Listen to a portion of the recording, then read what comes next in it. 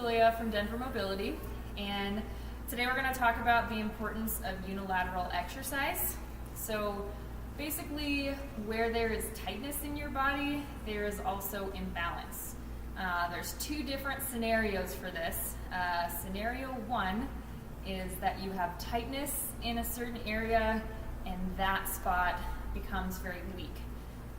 This usually happens with injury. So for those of you that don't know, I had nerve damage in my right arm when I was born, and that obviously drastically affected a lot of things. I had surgery, I had lots of occupational therapy, and what happened regardless of that was from trauma, scar tissue, and this horrendous injury, everything on this side became very, very tight and very, very weak because of it. So that typically happens because your fascia shrinks and your muscles are therefore unable to expand and contract fully as they're meant to. Another thing I see often in my practice as well is a rotator cuff. If you have had a tear in your rotator cuff, a lot of times that will make a muscle weak, especially the tricep, so it'll become really, really tight in order to stabilize your shoulder, and then it will become weak as well. Scenario two is having tightness in a certain area of your body that inhibits something else. An example of this would be standing on one leg a lot, where you're constantly shifting your hips over. Everything is going to drastically tighten on this side, and this leg will actually become very weak because you're holding your body weight so often on one side that this is doing the work and this is not. So habits are usually a main cause of this. There's also a scenario, say if you sit all day, your quads will become very, very tight, and if these are too tight, it will prevent you from being able to extend your hip all the way, and sometimes glutes will become very, very weak. In some cases, they'll even shut off and not work. So both of those scenarios are instances where fascia tightening creates some kind of weakness or imbalance. So whether you have scenario one or scenario two, it's very imperative to do two things. The first one is to do some kind of fascial release, whether that is kinetics and fascia stretching with me, or it's self-fascial release where you are helping yourself on a foam roller or a lacrosse ball. But whatever tightness is going on, that fascia needs to be broken up and have space restored. The second thing that's very important is to do unilateral exercise, which just means that you are doing a motion, one arm or one leg at a time. This is very important because you may not realize that in, say, a squat, you are actually pushing off of one side much greater than you are on the other side. So you need to make sure that you're using both sides evenly and you're able to maintain strength in both sides.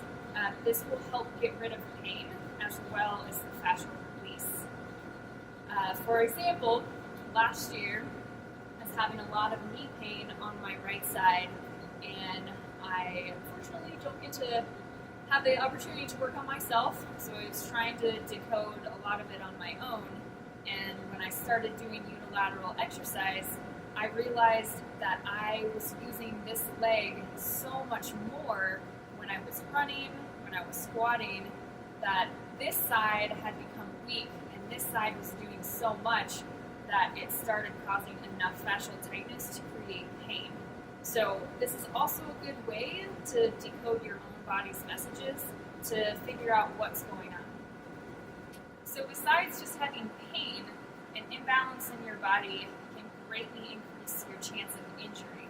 So again, with the squatting example, if you're squatting using one leg more than the other, if you're doing a clean or anything that requires you to lift a weight up over your head and you're using your dominant arm more than the other, you could easily tear a rotator cuff, cause an injury to your back, throw things out of alignment, and all kinds of things. So This is very, very important to keep yourself in alignment and strong, and try and prepare yourself for a pain-free life, pain-free exercise. So obviously, we could probably easily make an hour-long video on exercises that you can do, but we'll try to keep it simple. I'll show you just a couple.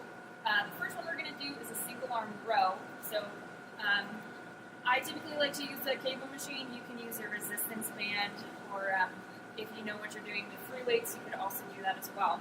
But just go one side at a time, and the purpose here is to get your lat muscle to fire, which is in the back. So standing straight forward, making sure your shoulders are down, so none of this madness. Shoulders are down, and then pull from your elbows, staying really close to your body, and flex your lat muscle as you come back. Make sure you're taking your time on the way out. And same thing, elbow pull straight back, flex into your lat. Make sure your posture is up. And I always engage my core muscles as I pull. So engage here and then pull through. And you do the same thing on the other side. So again, you can see if one side is weaker or the other. But mainly try to challenge yourself and do the same weight on both sides. So for legs, I like to do single leg squats in order to build strength in both legs. The easiest way you can start with this is a chair. I happen to have a step, but you can kind of use whatever you want. And pick just one leg to go on, lift the other leg, and as slow as you can, try to sit down on the chair or box or whatever, and then keep tall and push back up. So it's harder than it looks, but try both sides. If you feel too unstable or it's too hard, you could use a TRX, which is a really simple contraption. And you can hold with your hands, so you have a little bit of help and stability here. Same thing, dropping straight down into a squat, press up through your heel. You can use a little bit of arms, that's why it's a little bit easier. But you want to try to keep your knee behind your toe. Other leg off the ground, press up through your heel, and squeeze your glute at the top. Okay, so when I do this, I pick whatever leg you want to start with. But I usually hold the weight in the opposite hand of whatever leg that I'm standing on. I think it helps keep your hips a little bit more even when you come down, but you can do it either way. I might show you this a little bit from the side. So you want to keep your shoulders back and down, your core muscles in, and you're going to pick up one leg at a time, slowly coming straight down, and then squeeze your glute as you come up. So you're trying to actually get a contraction out of your glute. It should be a little bit more there than your lower back or your hamstring. But same thing with the other side, so you can just switch hands, same thing, try to glute really slow, keep your back as flat as possible, down, squeeze your glute and come up. So it's a little bit harder, it requires clearly a lot more balance, but that is a really good test to see how well your glutes are firing and how well your balance is.